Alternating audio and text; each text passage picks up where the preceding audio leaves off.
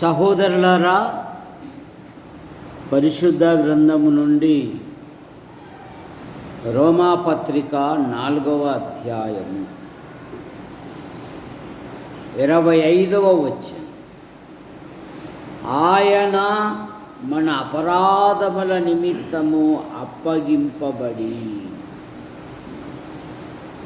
మనము నీతిమంతులముగా తీర్చబడుటకై లేపబడెను. ఈ దినం ప్రపంచం యావత్తు ఈస్టర్ పునరుత్థానము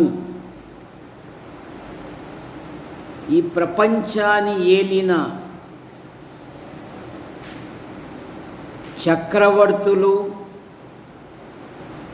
రాజులు, నియంతలు అనేకులు పాలించారు. వారందరూ ఇప్పుడు సమాధి రాళ్ళల్లో నిద్రిస్తూ ఉన్నారు. ప్రపంచములో తెరవబడిన సమాధి ఒకే ఒకటి ఉన్నది. ఆయనే మన ప్రభువైన యేసుక్రీస్తు సమాధి. ఆయన ఇక్కడ లేడు అని మొదట ఎవరు చెప్పారు? దేవదూత చెప్పింది. సజీవుడైన వానిని మృతులలో మీరెందుకు వెతుకుచున్నారు అనే మాట మనం చూస్తాం. యేసు ప్రభు యొక్క చరిత్ర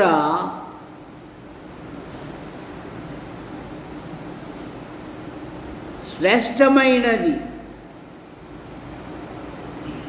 ఆయన ఈ భూలోకములోనికి వచ్చినప్పుడే చరిత్ర 2 పాయలైపోయింది. ఒక సైన్స్ మాస్టర్ ఒక ఖనిజం గురించి చెప్పాలి అంటే ఇది క్రీస్తు పూర్వము అంటారు. ఒక సోషల్ మాస్టర్ ఒక రాజు గురించి చెప్పాలి అంటే క్రీస్తు శకము, అశోకుడు మన దేశమును పాలించెను అని చెప్పాలి. కనుక యేసు ప్రభు చరిత్ర కలిగినవాడు. ఆయన ద్వారానే సమస్తము కలిగాయి. ఆయన ఎందుకు లేచాడంట? మనలను నీతిమంతులుగా తీర్చబడుటకై. ఆయన లేపబడెను. కారణమేమి? రోమాపత్రిక 5వ అధ్యాయములో మన చిట్టా ఉంది. మనము పాపులమై ఉండగా, మనము భక్తిహీనులమై ఉండగా, మనము శత్రువులమై ఉండగా, మనసు యొక్కయు కోరికలెక్కయు నెరవేర్చుకొనుచు కడమ స్వభావము వలె దేవుని ఉగ్రతకు మనం పాత్రులము. కంది పంట వేస్తారు, ఇప్పుడు కంది పంట వేసిన దొరస్వామి ఉన్నాడు మనకు. ఆయన ఏం చేస్తాడు, ఆ కందికాయలు కాసినప్పుడు కోసేస్తాడు పంటను. ఇక మిగిలినాక ఏ మిగిలి ఉంటాయి చెప్పు బేబీ, ఏం మిగిలి ఉంటాయి? కొయ్యకాళ్ళు. దేనికి పనికి వస్తాయి? మళ్ళీ పంట మొదలుతుంది. అవి కాల్చుటకు ఉపయోగపడతాయి. చిన్నప్పుడు ఆ కొయ్యకాలలో కాళ్ళు పెట్టినప్పుడు కాళ్ళు కోసుకొని రక్తాలు కారిగి ఆ బాధలు వర్ణనాతీతములే. ఇప్పుడు ముళ్ళు గుచ్చుకునే బాధ లేదు మీకు కదా. సుందరి, నీకు ముళ్ళు గుచ్చుకుంది ఎప్పుడన్నా? నీకు ఎప్పుడన్నా ముళ్ళు గుచ్చుకుందా? మాకు చిన్నప్పుడు ముళ్ళు గుచ్చుకుంటే ఆ బాధలు ఒకటి కాదు. సీముబడి దాన్ని లాగేసి దాన్ని తీసి పాప ఇది ఎంత బాధ పెట్టిందిరా అని తుంచడమే కాక ఒరి పొయ్యిలో వేయరా అంట. ఏమో ఒక పెద్ద మంట వచ్చే మాదిరి అది. చూసారా? కడమవారి వలె స్వభావ సిద్ధముగా కాల్చబడుటకు ఉన్న మనలను తన ప్రేమతో వెలిగింపజేశాడు. ఎఫెసీ పత్రిక 2వ అధ్యాయం. ఎఫెసీలకు పత్రిక 2వ అధ్యాయము 4-5 వచ్చిన. దేవుడు కరుణా సంపన్నుడై ఉండి మనము మన అపరాధముల చేతను సచ్చిన వారమై ఉండినప్పుడు సహితము తన మహాప్రేమ చేత మనలను క్రీస్తుతో కూడా బ్రతికించెను. డీజే పెట్టుకోవడానికి కాదు, పునరుత్థానం. చూసారా? రంగులు కొట్టుకోవడానికి కాదు, పునరుత్థానము. చూసారా? నీ జీవితం మార్చబడాలి, నీ బతుకు మార్చబడాలి, నువ్వు ప్రభు కొరకు నిలబడాలి. అదే నిజమైన పునరుత్థానము. ఇది రొటీన్ భక్తి, రొటీన్ మతము. క్రిస్మస్ వస్తే పుట్టినాడంటాడు, మార్చి వస్తే దుఃఖ దినాలంటాడు, అక్కడేమో ఉదయించినాడట అంటాడు, ఇక్కడేమో చనిపోయినాడట అంటున్నాడు. ఈరోజేమో లేచినారా, ఈడు లేచినాడు సగం సీసాతో. ఇదేంగా రొటీన్ వాళ్ళకు. ఒకవేళ ప్రభు వచ్చినా కూడా మీది కాదు పండగ, మాది, నువ్వు బయట ఉండు అంటున్నారు ప్రభువును. కొంచెమన్నా దేవుని భయమని కానీ, దేవుని వాక్యం చదువుట కానీ, ఆ సంఘ పెద్ద అనేవాడు కనీసం మోకరించి ప్రార్థిస్తాడేమో ఒకసారి కనుక్కోండి. అసలు మారు మనసు అంటే తెలుసా?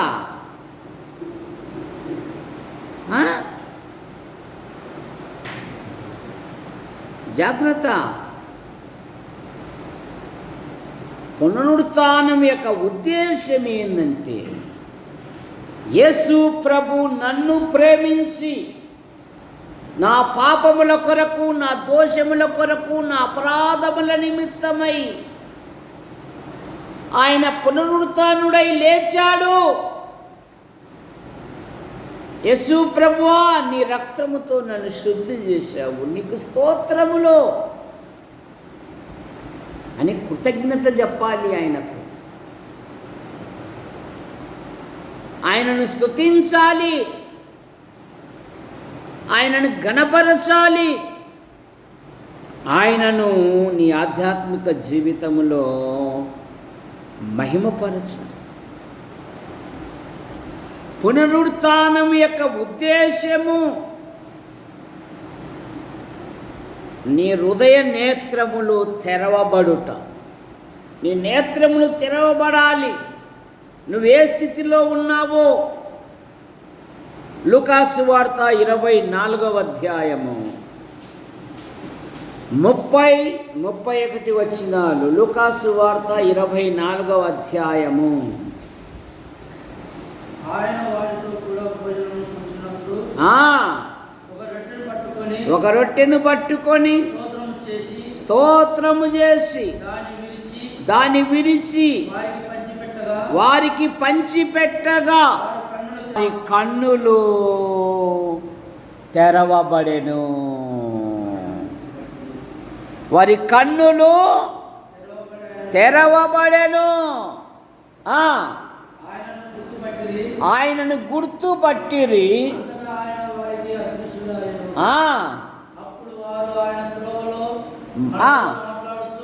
మనతో మాట్లాడుచున్నప్పుడు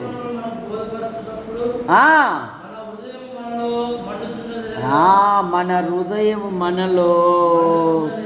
ఇది పునరుత్థానం యొక్క ఉద్దేశం. ఉద్దేశం ఏంటంటే నీ నేత్రములు వెలిగింపబడాలి. ఆదాము అవ్వల యొక్క నేత్రాలు మూసివేయబడ్డాయి. వారు మహిమ వస్త్రములను తీసివేయబడ్డారు. ఎందుకు? వారు లోక సంబంధమైన సాతాను యొక్క మాట విన్నప్పుడు వారి నేత్రములు అరే దిగంబరులని మీరు ఎవరు చెప్పారు? మీరు చల్లని పూట ప్రతిరోజు మహిమాస్వరూపైన దేవుడు వారితో మాట్లాడుతూ ఉంటే, మహిమా వస్త్రాలు కలిగి ఉన్నప్పుడు తాము దిగంబరులమనే పదం వాళ్ళకు తెలియదు. ఎప్పుడైతే సాతాను మాట విన్నారో వారు నష్టపోయారు. త్రోవలో ఆయనతో మనతో మాట్లాడుచున్నప్పుడు మన హృదయములు మండలేదా? మంద దృష్టిలో ఉండకూడదు. స్తెఫెను సన్హెద్రిన్ సభలో ప్రభుని గురించి ప్రకటిస్తూ ఉంటే వారి హృదయములు గొడ్డలు వలె నరకబడ్డాయి అంట. పునరుత్థానమైన ప్రభుని గురించి ఎమ్మాయి మార్గములో మీరు ఏమి మాట్లాడుతున్నారు? అదే గత వారములో యేసు ప్రభు అని మా బోధకుని సిలువ వేశారండి. వేశారు. పునరుత్థానం యొక్క ఉద్దేశం ఏంటంటే నేత్రాలు వెలిగించబడాలి. ఎందుకంటే యుగ సంబంధమైన దేవత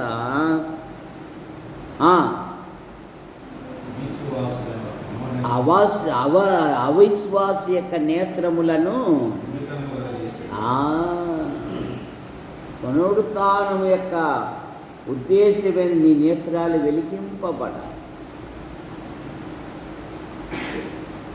నువ్వు వెలిగింపబడాలి. బాప్తీసం ఇచ్చి యోహాను గురించి ఏం చదువుతాము? అతడు మండుచు ప్రకాశించు దీపమై ఉండెను. పునరుత్థానము యొక్క 4వ మాట విజయము. 1 కొరింథీ పత్రిక 15వ అధ్యాయము 56వ వచనం. మరణపు ముళ్ళు పాపము, మరణపు ముళ్ళు పాపము, పాపముకున్న ముళ్ళు పాపముకున్న ముళ్ళు ధర్మశాస్త్రమే. ధర్మశాస్త్రమే అయినను మన ప్రభువైన యేసుక్రీస్తు మూలముగా మనకు జయము అనుగ్రహించుచున్న దేవునికి స్తోత్రం. ఓ మరణమా, నీ ముళ్ళు ఎక్కడ? మరణపు ముళ్ళును త్రుంచి వేశాడు మన ప్రభువైన యేసుక్రీస్తు. మరణ దాస్యములో లోబడిన వారిని విమోచించుటకై ఆయన కూడా రక్త మాంసములలో పాలివాడయ్యాడు. నేను రక్షించుటకు జీవితకాలమంతా దాస్యమునకు లోబడిన వారిని విమోచించుటకై ఆయన కూడా రక్త మాంసములలో పాలివాడయ్యాడు. పునరుత్థానం యొక్క మరొక మాట ఏంటంటే పాప క్షమాపణ. 1 కొరింథీ పత్రిక 15వ అధ్యాయము 17వ వచనము. 15-17.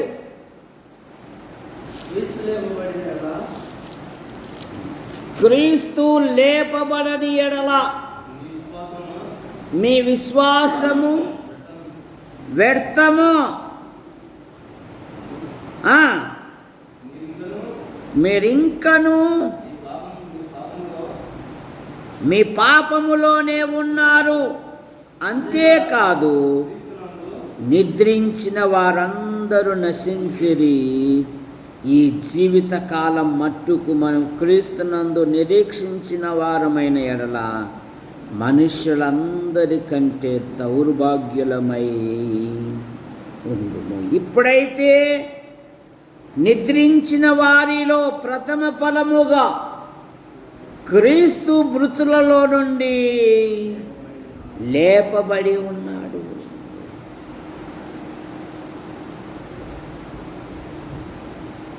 ఆయన విమోచించాడు.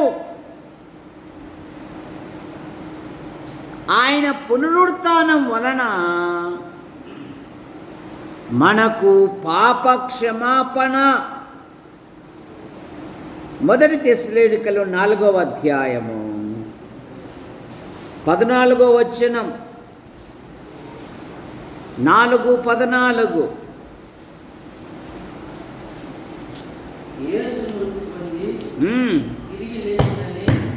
యేసు మృతి పొంది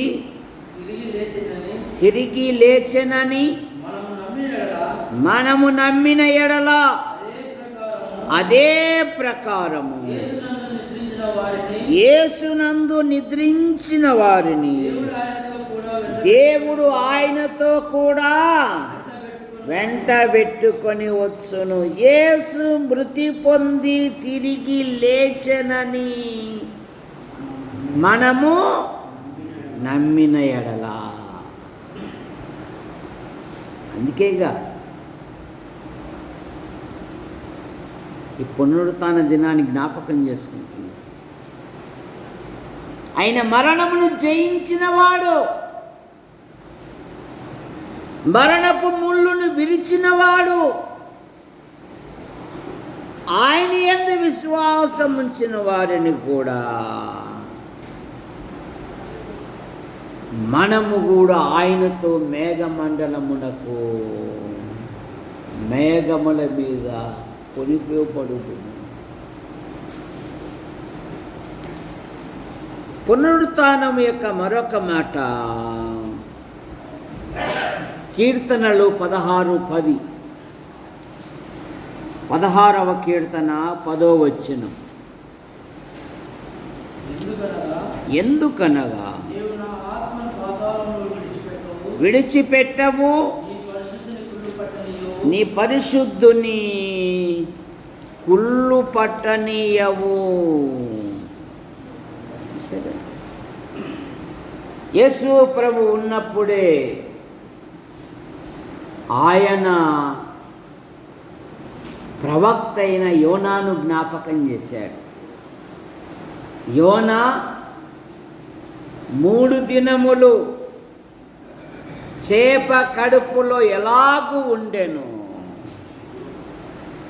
మనుష్య కుమారుడు కూడా ఆయన 3వ దినమున లేచును. అందుకే పౌలు గారు అన్నారు, 1 కొరింథీ పత్రిక 15వ అధ్యాయం 3వ వచనములో, నాకు ఇయ్యబడిన మీకు అప్పగించి తిని, అదేమనగా లేఖనముల ప్రకారము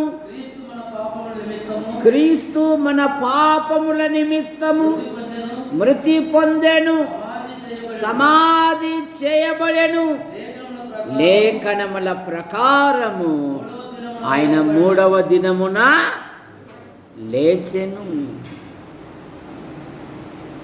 క్రైస్తవ యొక్క నిరీక్షణ ఏంటంటే, నేను ఇక్కడ కళ్ళు మూస్తే నేను అక్కడ కళ్ళు తెరుస్తాను. లేఖనముల ప్రకారము ఆయన మన పాపముల నిమిత్తము మృతి పొందెను, లేఖనముల ప్రకారము ఆయన 3వ దినమున లేపబడెను. కనుక పునరుత్థానుడైన క్రీస్తు ఆయన మన పాపముల నిమిత్తము అప్పగింపబడి మనలను నీతిమంతులుగా చేయుటకై ఆయన లేపబడ్డాడు. ఆయన పునరుత్థానం వలన మన నేత్రములు వెలిగింపబడినవి. ఆయన పునరుత్థానం వలన తన శిష్యులను, తన సహోదరులతో ఏమన్నాడంటే, భయపడకుడి అన్నాడు. మత్తయి సువార్త 28:9-10. ఆయన పునరుత్థానం వలన జయము, ఆయన పునరుత్థానం వలన పాప క్షమాపణ, ఆయన పునరుత్థానం వలన నిరీక్షణ, ఆయన పునరుత్థానం వలన పరలోకములో ప్రవేశము. ప్రార్థన చేసుకుందాం. యేసు ప్రభువా, మీకు స్తోత్రములు. జరిగిన ఈ కార్యక్రమాన్ని బట్టి మీకు స్తోత్రములు. ఇప్పుడు చిన్న స్కిప్ట్ వేయుచుండగా మీరే కార్యం జరిగించమని యేసు ప్రభు నామములో ప్రార్థిస్తున్నాం తండ్రి. ఆమేన్.